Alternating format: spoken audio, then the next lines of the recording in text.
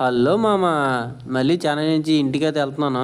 ఏంటంటే licence collect చేసుకోమని phone చేశారు. లైసెన్స్ కలెక్ట్ చేసుకోవడానికి వచ్చాను. మధ్యలో నేను వచ్చేది వెళ్ళేది నార్మలే కదా మామ, అందుకని తీయలేదు. మా ఓన్ భద్రంగా దాచాను, అయినా సరే హ్యాండ్ ఇచ్చాడు. ఏంటంటే ఆ రోజు శ్రీరామనవమి మామ, అందుకని వాడపల్లి వెంకటేశ్వరం గుడికి వెళ్దామని రెడీ అయ్యాను. పాలకొల్లు టు రావులపల్లి మొత్తం 60 రూపాయలు. బండి ఏమో హ్యాండ్ ఇచ్చింది. సరే ఇంక బస్సుకి వెళ్ళాలి తప్పదు. ట్రైన్లో అయితే అవైలబిలిటీ లేదు మామ మా ఊరు నుంచి. అంటే అటు భీమవరం నుంచి అయితే ఉంటాయి.